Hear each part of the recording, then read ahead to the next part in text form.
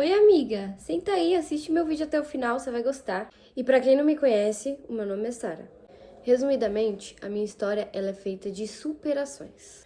Eu passei por muita coisa na minha gravidez, muita coisa, um estresse fora do normal. Pra vocês terem uma ideia, eu recebia diariamente mensagens de fakes nas redes sociais falando que meu filho deveria nunca ter existido, que ele deveria voltar lá pra baixo, sabe?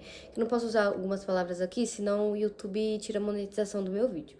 Mas eram coisas terríveis. E foram tantos ataques que eu recebi que eu desativei minhas redes sociais. Eu passei a gravidez sem rede social. Os ataques começaram a acontecer pessoalmente. Eu tava indo fazer um ensaio fotográfico de gestante. Quando eu cheguei no local, tinha uma menina lá e ela começou, tipo, por que você não fala na minha cara aquilo que você estava me xingando no Face? Você tem certeza que é eu? Eu não tenho Facebook. Já tem 6 meses que eu não tenho Facebook. Eu acho que você tá viajando, que não sei o quê. E ela me provocando e etc. E eu com medo de, tipo, agirem na covardia. Eu passei a maior parte da minha gravidez dentro de casa, sem sair de dentro de casa, sem levantar da cama, sem fazer nada. Nada, foi uma gravidez muito conturbada, foi uma gravidez terrível pra mim, tipo, sofri demais. E eu desenvolvi ansiedade e depressão e borderline na gravidez, que é uma doença assim que você não controla a sua raiva, seu ódio. Então eu passava a maior parte do tempo tendo crises. Era isso aqui pra me tirar do eixo. Minha primeira crise que eu tive de borderline com 4 meses, a minha mãe falou uma coisa assim inocente pra mim. Eu comecei surtada, vários socos no guarda-roupa, gritar igual uma louca, sair chutando tudo até eu cair no chão e ter que ir pro hospital. Mas na gravidez tudo é mais intenso. Uma mulher grávida sabe como é. E eu passei a minha gravidez inteira sem ajuda de ninguém, sem ajuda de família, sem ajuda de pai, sem ajuda de ninguém. Era eu e meu auxílio emergencial que eu conseguia comprar as coisas pro meu filho. E meu filho tinha tudo do bom e do melhor, graças a Deus. Comprei guarda-roupa, comprei berço, comprei tudo pra ele, tudo. E não só com o auxílio. Eu vendi tudo que eu tinha pra não precisar pedir nada pra ninguém, porque eu não gosto dessa humilhação, sabe? Eu fui muito humilhada na minha gravidez. Eu vendi minhas roupas de marca, meus tênis, eu não tinha mais nada, eu tava vivendo pra ele. E quando eu completei 7 meses, eu passei um estresse assim que ninguém explica. Eu chorei, eu gritei. Foi terrível, gente. Eu fui muito perseguida, muito atormentada. Eu fiquei louca da cabeça. E depois desse dia, eu comecei a ter dores absurdas. Absurdas, absurdas. E eu ia no médico e eles me mandavam pra casa. Eu ia no hospital, eles me passavam antibiótico dizendo que era infecção de urina. No meu pré-natal, ninguém falava o que eu tinha, ninguém queria me tratar, ninguém queria fazer um exame em mim. Ninguém tava nem aí pro que eu tava falando, era frescura, era drama, mas não era. Um belo dia, 4 horas da manhã, eu já estava tipo uns 3 dias sem dormir, fui no hospital. Quando eu cheguei lá, minha pressão tava nada mais, nada menos do que 18/10. Tava altíssima. Tava com pré-eclâmpsia.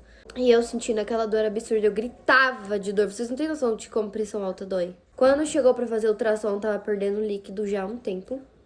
O meu filho tava quase sem espaço na barriga. A placenta não estava enviando oxigênio, nem sangue, nem os nutrientes que ele precisava, então ele não tava ganhando peso.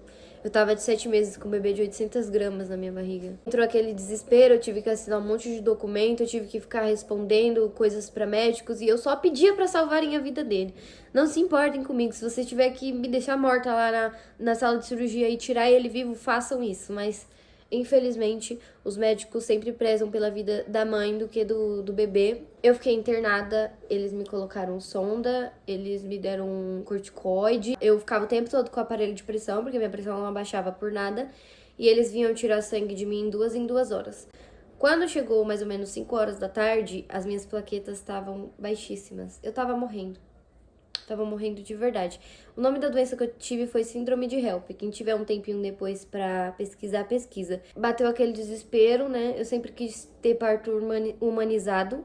Sempre tive o sonho de ter parto humanizado, de não receber anestesia nem nada. Na verdade, eu queria ter uma parteira pra mim poder ganhar meu bebê em casa, na banheira. Foi uma coisa que eu sempre sonhei na minha vida. E ter que ir pra uma cesárea pra mim foi uma coisa terrível. Mas depois de ter passado por uma cesárea, eu entendo. Porém, eu achava que era algo muito fácil, até eu passar por isso e ver que eu acho que deve ser 10 vezes pior do que um parto normal. Mas é porque eu queria ter a sensação de sentir a dor, de sentir meu parto do começo ao fim pelo meu filho. Eu queria ter honra de ser mãe dele, sabe? Eu queria ter mérito de ser mãe dele. A médica chegou assim no desespero. Eu entendo que era uma médica em faculdade ainda, uma doutora em faculdade, então ela não mediu muitas palavras. E basicamente ela falou que se eu não fosse operada naquela hora eu ia morrer. E que eu podia morrer na sala de parto. Então eu entrei em desespero, porque ela disse que o anestesista ainda estava pesquisando que anestesia ele ia me dar, porque se me desse a geral, eu podia nunca mais voltar. E se me desse a hack, eu podia coagular até a morte. Então, tipo, eu falei, eu vou partir dessa pra melhor e vou deixar meu filho sozinho. E bateu aquele desespero. E eu falando pra minha mãe, pelo amor de Deus, cuida dele, não deixa ninguém de ruim se aproximar dele. Mostra pra ele o quanto eu lutei por ele, como eu amava ele, porque eu tava desiludida, que eu ia morrer. Chegando na sala de cirurgia, teve a aplicação da hack, inclusive a enfermeira também se chamava Sara e ela foi um doce, um amor comigo. Começou a cirurgia, eu tava amarrada na cama e quem fez hack sabe como que é a tremedeira que a gente fica, o frio, que eu não sei de onde que vem esse frio. Aí começou a cirurgia e minha mãe conversando comigo. E a cirurgia eu tava sentindo ela inteira. Tipo, não doía. Não, você não sente dor. Não sei se com todas as mulheres são assim. Mas comigo foi assim. Você não sente dor, mas você sente o bisturi passando. Eles te abrindo. Então eu tava muito agoniada e pedi pra minha mãe ficar conversando comigo. Porém, chegou uma hora que meu sangue começou a coagular. Os meus sinais vitais baixando. E eles acharam que ia me perder. Então veio pelo menos 3 enfermeiros tirar minha mãe da sala. E ali, pra mim, eu não sei de onde eu tirei forças pra ficar acordada, porque a única coisa que eu pensava era, eu partir aqui, eu quero pelo menos conhecer o meu filho, eu quero só ter aquela troca de olhares com ele. O pediatra veio e falou, olha, o seu bebê vai nascer, eu vou colocar ele no seu peito. Eu falei, tá bom. Só que na hora que meu filho nasceu, eles foram direto pra levou ele pra outra sala, e eu entrei num desespero, mas é porque ele nasceu e já teve uma parada, então eles precisavam reanimar ele. Mas eu não entendi na hora, só que eu fui ficando fraca, meu sangue coagulando, eu perdendo sangue, eu tava, tipo, morrendo. E eu lembro de ter olhado pro anestesista e ter falado pra ele que eu tava muito cansada, que eu não tava aguentando mais. E ele olhando pra mim falando que eu podia descansar, que tava tudo bem, e eu fui forte. E que se eu quisesse, eu podia ir. E daí eu fechei o olho e acordei na UTI. Eu fiquei na UTI, passei basicamente todo o tempo que eu fiquei na UTI, eu passei dormindo. Por causa da anestesia, não sei o que era, me deu uma coceira no rosto que eu não parava de coçar. Gente, se a experiência de vocês com a hack foi assim, comentem aqui. Uma coceira no rosto, eu dormindo, eu de sonda, e uma enfermeira abençoada de Deus o tempo todo do meu lado. Disse pra mim que ela nasceu prematura de 6 meses, que ela ficou viva, que hoje ela é enfermeira. E todo mundo me animando. Quando os movimentos do meu pé voltou, eu obriguei todo mundo a me colocar numa cadeira de rodas e me levar pra ver meu filho. Porque eu não sabia quanto tempo eu ou ele tinha. Então a gente precisava se conhecer. E eu conheci ele ainda acordado, graças a Deus. A gente teve aquela troca, a gente se tocou, ele me olhava, eu olhava pra ele. Foi delicioso. Porém, foi na época de Covid e meu filho precisava de um coma induzido e eles simplesmente não tinha o remédio. Eles estavam sedando meu filho com diazepam. O bebê recém-nascido prematuro sendo sedado com diazepam. Não sei o quanto ele sofreu, mas eu sei que eu tava recebendo uma medicação na veia, grávida dele, e eu gritava porque essa medicação queimava minha garganta, meu rosto, eu não conseguia respirar. Eu tive uma alergia muito forte. Quando eu falava com a enfermeira, ela mandava eu parar de frescura. Ela falava que era pro meu filho. Você quer ou não quer que seu filho fica bem? Você quer ou você não quer? Você vai querer tomar ou eu tiro?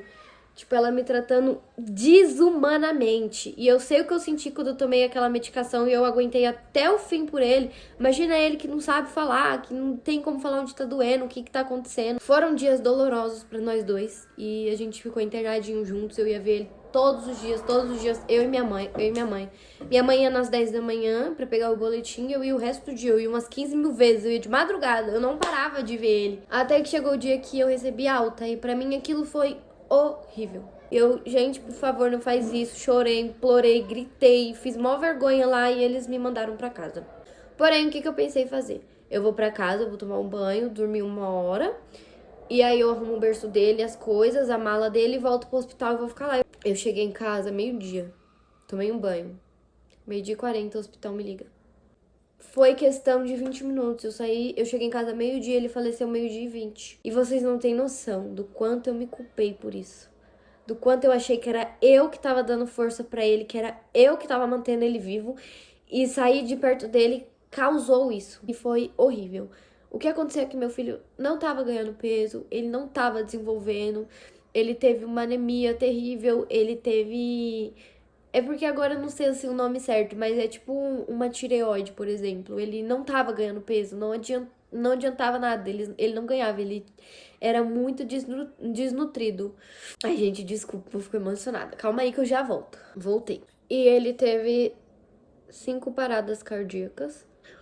E na sexta tentativa de reanimação, ele teve uma condição, que agora eu não sei o nome também, mas o coração dele explodiu. Quando eu cheguei no hospital, parecia que eu já sabia a notícia que eu ia receber. Eu simplesmente desmaiei já na entrada. Me deram uma cadeira de rodas, eu entrei de cadeira de rodas. Eu implorei pra pediatra não me dar notícia. Eu ficava, eu não tô bem. Espero ser medicada pra você falar. Por favor, ela não, tem que falar agora, tem que falar agora. Eu olhava pra ela e falava, tenha empatia comigo. Eu só quero tomar uma medicação, senão eu vou morrer. Porque era surreal a cefaleia que eu tava. Eu tive cefaleia pós-hack, que é terrível e não tem cura, tá? E ela simplesmente me deu a notícia com a psicóloga. Eu comecei a gritar, que o hospital inteiro ouviu, porque eu fui reinternada e minha colega de quarto disse que deu pra ouvir. Só que eu pedi pra eles me mudarem de quarto, eles me colocaram num quarto sozinho, porque é uma falta de empatia eles te colocarem no mesmo quarto que uma mãe. Você vê ali a família, a mãe, o pai e o bebê.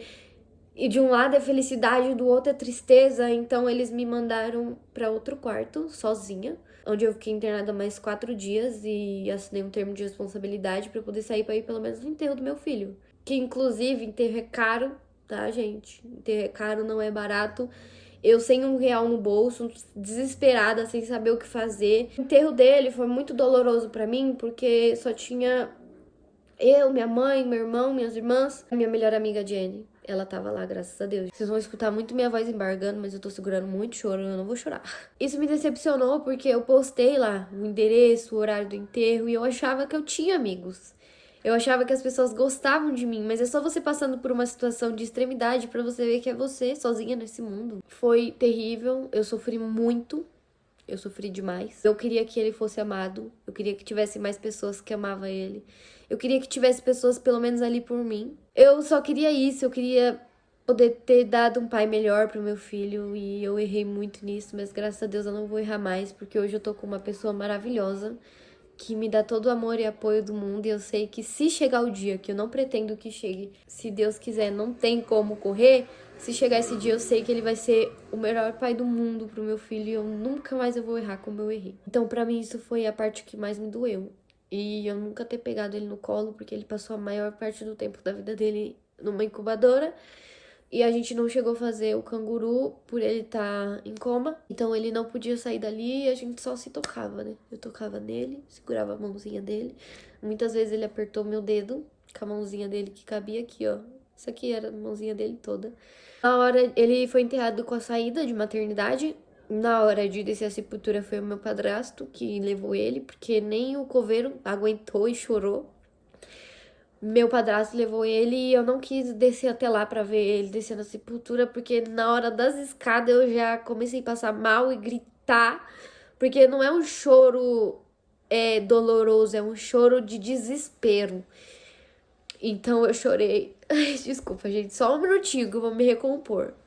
Enfim, eu chorei desesperadamente de gritar, então eu só lembro de ter voltado pra casa assim em estado de choque. Quando eu cheguei em casa do enterro em estado de choque, eu ainda tive que receber uma mensagem horrível de uma pessoa falando: "Ah, seu filho faleceu, mas é bom que assim agora você cria maturidade, você aprende com a dor". Eu recebi mensagens terríveis de pessoas que não têm empatia, de pessoas que nunca vão entender a minha dor até passar por isso. Recebi mensagens horríveis de pessoas que são mãe. Eu passei por muita dor, eu fiz um vídeo aqui pro YouTube que eu não quero assistir, não consigo assistir contando o que aconteceu, mas eu sei que eu estava em estado de choque. Eu nem sei o que eu falei, nem quero saber. Agora já se passaram 2 anos, nem parece que foi ontem, porque é uma dor terrível que não sai do meu coração por nada. São dias e dias, mas todo dia eu tô assim. Eu penso nele em tudo e o tempo todo. E Eu tô tentando seguir em frente, mas ele faz parte da minha vida, então vai estar pra sempre assim. Já fazem 2 anos, daqui 10 anos eu vou estar falando dessa história desse mesmo jeito, porque é um filho, não é um brinquedo que eu perdi. Foi basicamente isso que aconteceu com meu filho, que aconteceu comigo. Eu ainda carrego muita culpa no meu peito, ainda carrego muita culpa no meu coração.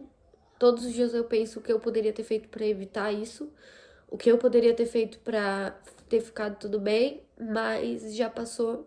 Então eu tento viver todos os dias como se fosse o último, porque eu sei como é o último dia da sua vida e é terrível. Passando aqui já um pouco mais tranquila pra pedir desculpa pra vocês pelo choro, mas é inevitável, fiquei emocionada. Agradecer todo mundo que assistiu o vídeo até aqui. Pedir pra vocês comentar no meu vídeo, nem que seja um coraçãozinho pra me ajudar pro YouTube mandar esse vídeo pra mais pessoas.